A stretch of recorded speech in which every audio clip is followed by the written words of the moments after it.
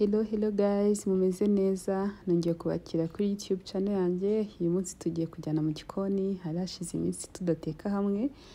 Rero tugiye gutekera hamwe isombe, nteka isombe nyinshi.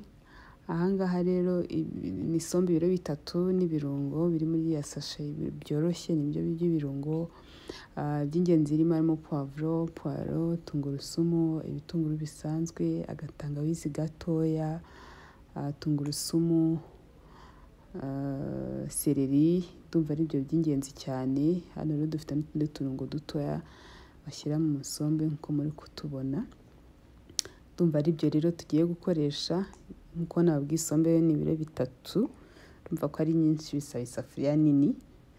Aha rero tugiye kubanza duteka amazi. Ngiye gukora ibintu bimeze nka paralele, yego ngiye guteka isombe ku mbabura, ariko n'amazi ari kuri gaze kuza gusukamo, kuko isombe ijyamo amazi ashyushye.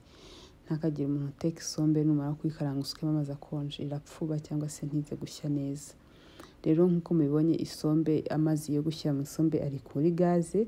Ahangaha tugiye guteka isombe. Ngiye nkoresha ubuto, ntabwo nkoresha amamesa. Tugiye gufata rero amavuta dusukemo mu safuriya, namara gushya tuze gushyiramo isombe. Amavuta rero namara gushya turaza gushyiramo isombe. Urabona ntabwo nkunda gukoresha amavuta menshi. Ayangaha impamvu angana gutya nuko dufite isombe nyinshi, dufite isombe ibiro bitatu. Rero ku biro bitatu ntabwo ari amavuta ari menshi, ubwo tugiye kuyareka ashye, noneho duhita dushyiramo isombe. Aha rero yaramaze gushya, tugiye gushyiramo ya sombe yacu uko ari ibiro bitatu yose. Tumara kuyishyiramo tuyiteke, ibanze yahindura ibara, ibireke kuba icyatsi kibisi, itangire guhinduka. Tutangira guhinduka nibwo tuza gushyiramo ibirungo. Rero hano tugiye kubanza tugiye kuyishyiramo turangisa tugende tuvanga kugeza igihe tubona ko itangiye guhindukira.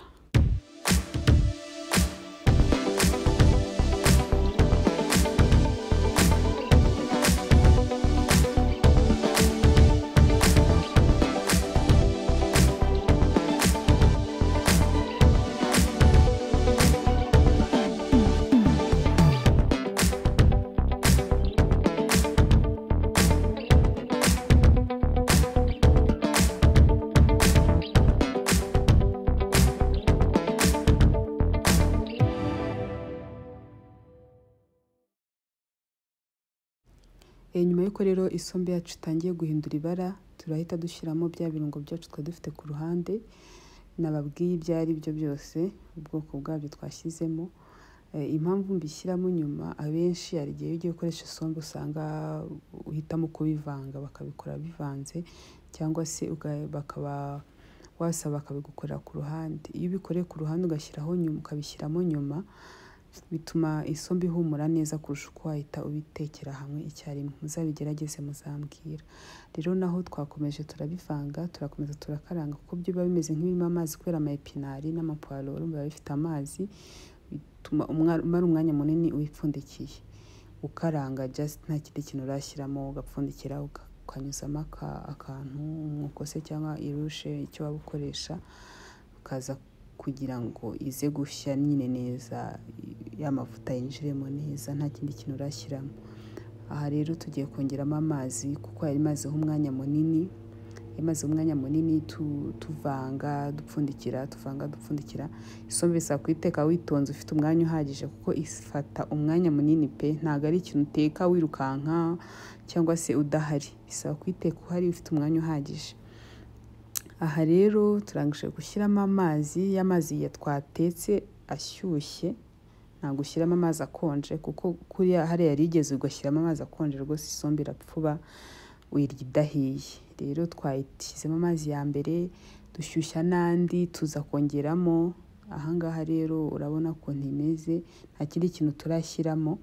Urabona ko yari ikirimo gushya, irafashe. Twongeyemo andi mazi na nyuma kugira ngo ize gushya neza, ibindi rwose uza kubishyiramo nyuma. Aha rero turabona ko bitangiye no kuba nijoro. Tugiye kongeramo inyama. Inyama nakoresheje imvange. Inyama z'imvange ziraryoha mu isombe. Ibiro 2 mu biro 3 by'isombe. Ziba ari inyama zihagije, ntabwo aba ari nkeya nta nubwo aba ari nyinshi cyane, ntabwo ari kwa kundi nyine umuntu arya isombe ugasanga izambira utunyama twose dushizemo inshuro zikurikiye mu gihe kurya ntabwo turimo, ntabwo tukigaragara. Hano rwose birashirana neza, uraruye ukarya inyama ukarya isombe bikarangizanya.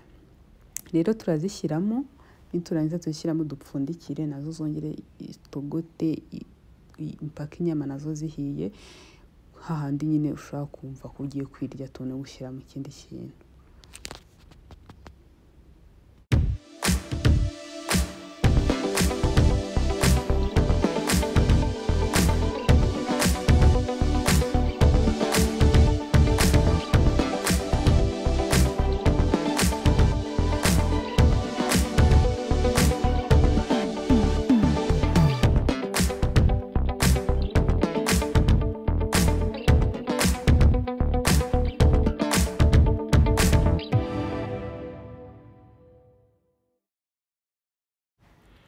Aha rero isombe yacu imeze nk'aho yahiye, uretse ko hari ibindi birungo bitari byajyamo, ubunyobwa n'utu tundi turimo gushyiramo, ariko kuvuga ngo gutesitinga ko yahiye, mu kanwa yahiye n'inyama zahiye. Nyuma rero y'ibyahiye nibwo ushyiramo ibirungo bindi arizo za onga na turiya tundi twashyiragamo. Tugiye kubishyiramo twongere dupfundikire akanya gatoya ubundi dutegura ubunyobwa.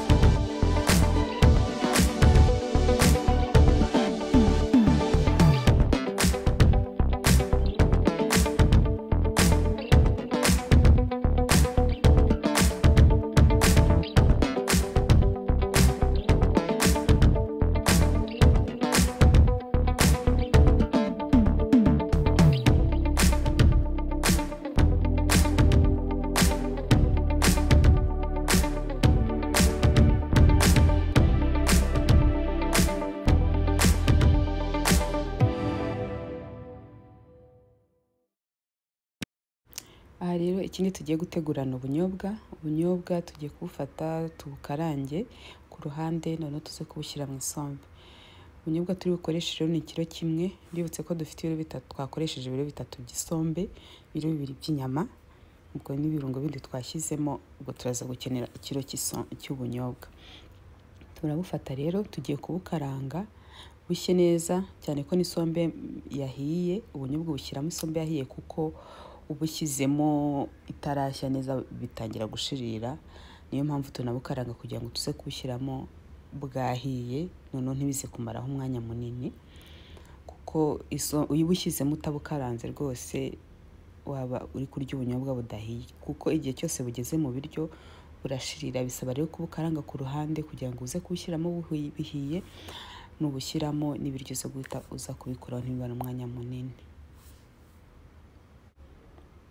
Aha rero murabona ko isombe yacu ukuntu imeze yahiye, imeze neza, urabona irafashe. Dushyuhije andi mazi ku ruhande turi buze gushyiramo. Ahangaha rero tugiye gushyiramo bwa bunyobwa bwacu, tugiye kubushyiramo. Tumara kubushyiramo dupfundikira kandi kanya gatoya tutarabuvanga buri hejuru, kugira ngo umwuka banze ukubite nanone bwongere bushye kurushaho, noneho tuze kuza kuvanga nyuma. Tugiye gufata tubushyire hejuru, dupfundikira akanya gatoya, tuze kongera tuze kureba nyuma.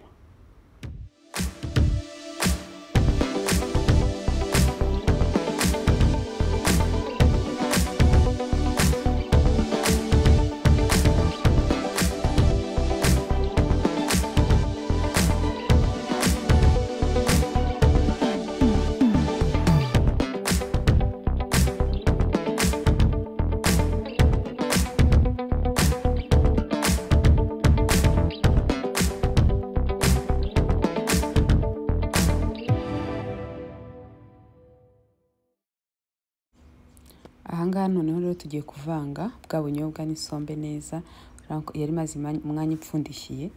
Ubu tugiye kuyivanga, urabona ko iri gusimbuka bya hatari, urebye nabi yagutarukira ahantu hose. Tugiye sasa kuyivanga n'ubunyobwa neza. Niturangiza kuyivanga neza, urabona ko isa neza mu maso, irasa nk'iryoshye, ntabwo ndayumva ariko ndaza kubabwira test.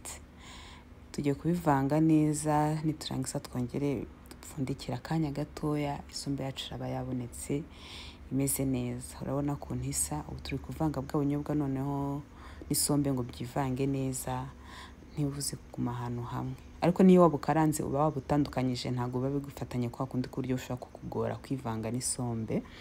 Nacyo ni cyiza mu bintu byo kuvanga neza. Urabona ukuntu inyama zahiye zatangiye kwivana ku magufa, biragaragara mu sombe. Rero ubu ngubu urabona ko imeze neza. Isombe yacu iri tayari, imeze neza. Tugiye kongera dupfundikira akanya gatoya, ndaza mbereka result, final result. Ese ibyo kurya bya nyuma ngo bimeze biti, ndaje mbereke.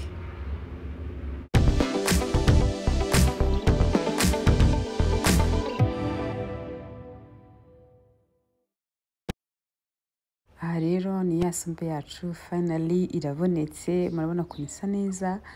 Tuyitetse amasaha n'amasaha, ariko finally irabonetse, iraryoshye, imeze neza. Ndizera mwabonye process, namwe muzayiteka mutubwire, cyangwa namwe mutubwire ukuntu muyiteka, any comment cyangwa se ikindi cyifuzo mwatubwira.